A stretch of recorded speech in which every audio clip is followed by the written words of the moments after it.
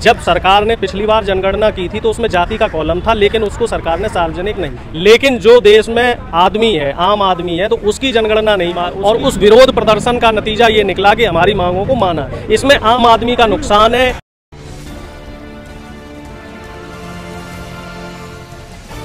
जो मंडल आयोग की सिफारिशें थी, जो उन्होंने कमीशन की सिफारिशें थी, उसमें से सारी रिपोर्ट्स अभी तक लागू नहीं हो पाई हैं। सिर्फ 2 रिपोर्ट्स लागू हुई हैं। और अभी जो हमारा संघर्ष है वो संघर्ष ये है कि एक तो हमें जातिगत जनगणना पे बात करनी है कि हमारी जो जनगणना है वो जातिगत होनी चाहिए।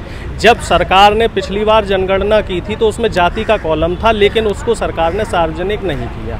तो हमारी सरकार से ये मांग है कि इस बार उस कॉलम को सार्वजनिक किया जाए और जातिगत जनगणना की जाए, जिससे कम से कम हमें पता तो लगे कि किस इस देश में, जो हमारा आज़ाद देश है, यहाँ पे एक तरफ आप गाय की जनसंख्या आपको काउंट की जाती है, घोड़ों की काउंट की जाती है, जानवरों की काउंट की जाती है कि भाई कितने शेर रह गए, कितने चीते रह गए, कितने हाथी रह गए हमारे देश में।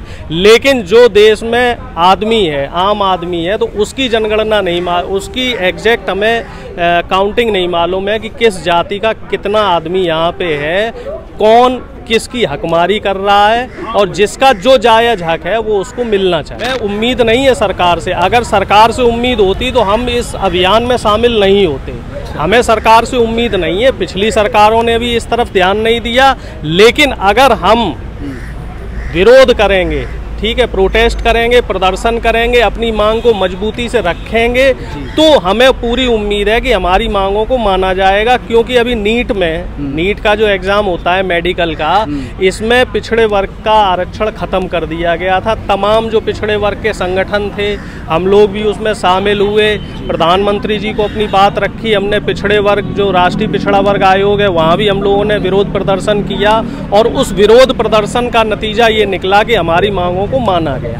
तो महात्मा गांधी का ये देश है, जवाहरलाल नेहरू का ये देश है, डॉक्टर अंबेडकर का ये देश है, और हमारे देश से ही पूरी दुनिया ने सीखा है कि शांतिपूर्ण आंदोलन करके हम किस तरीके से अपनी मांगों को मनवा सकते हैं। पर जब अंग्रेजों जैसे जो बोलते थे ना, फूट डालो और दमनकारी नीतियां चलाते थे, जब उन लोगों की नहीं चली हमारे देश में, तो चाहे भाजपा की सरकार हो या कांग्रेस की सरकार हो या किसी भी पार्टी की सरकार हो, अगर आम जनता एकजुट हो जाती है, जागरूक हो जाती है और अपने मौलिक अधिकारों के लिए मांग रखती है संवैधानिक तरीके से, तो उसकी मांग को सरकार को मानना ही पड़ेगा। पूरा विश्व, भारत के साथ पूरे विश्व में एक बड़ी ताकत, ऐसी ताकत जन्म ले रही है, या फिर ये कह लीजिए कि ऐसी ताकतों को बढ़ावा दिया जा रहा है जो कट्टरपंथ को मानते हैं। चाहे वो मुस्लिम धर्म हो, चाहे वो ईसाई धर्म हो, चाहे हिंदू धर्म हो। जो पहले विश्व में उदारता वाला नीति चलती थी,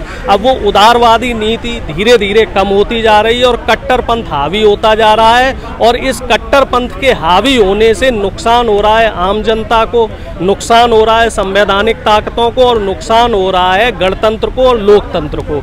इसमें आम आदमी का नुकसान है। अगर कट्टरपंथी ताकतें हावी हो जाएंगी तो इससे जो मध्यम वर्ग पनप रहा है, चाहे हमारे देश में हो या दुनिया के किसी भी कोने में हो, उस मध्यम वर्ग को नुकसान होगा। देश में और दुनिया में सिर्फ 2 तरह के लोग रह जाएंगे, एक जो बहुत ज़्यादा पैसे वाले हैं जिन्हें पूंजीवादी लोग कहते हैं, और दूसरे जो मजदूर वर्ग है। जो मध्यम वर्ग है, जो शिक्षा पे और व्यवसाय पे ज़्यादा जोर देता है, ये मध्यम वर्ग कमज़ोर होगा। तो मुझे ऐसा लग रहा है भारतीय जनता पार्टी को छोड़ के जो बाकी पार्टियां हैं वो अब इन चीज़ों को धीरे धीरे समझ रही हैं, और कहीं ना कहीं बहुत सारी छोटी छोटी पार्टियां, क्षेत्रीय दल ऐसे हैं जो इनका समर्थन कर रहे हैं। जैसे बिहार में आप देख लीजिए, जनता दल यूनाइटेड और राष्ट्रीय जनता दल, ये दोनों विरोधी दल हैं, लेकिन जातीय जनगणना पे ये दोनों एक साथ हैं। और मुझे लग रहा है उत्तर प्रदेश में भी जो क्षेत्रीय पार्टियां हैं, चाहे समाजवादी पार्टी हो या बहुजन समाज पार्टी हो, ये भी जातिगत जनगणना को समर्थन देंगी। और जितने भी भारत देश में, आज़ाद भारत में जितनी भी क्षेत्रीय पार्टियां हैं, मुझे लग रहा है हर पार्टी जातिगत जनगणना का समर्थन करेगी। ये वीडियो अगर आपको पसंद आया हो तो इसे लाइक करें, कमेंट करें, शेयर करें, और हाँ, हमारे चैनल को सब्सक्राइब करना ना भूलें, ताकि देश विदेश से जुड़ी खबरें आप मिस ना करें। क्योंकि कोरोना काल में 2 गज दूरी, मास्क है जरूरी। नमस्कार।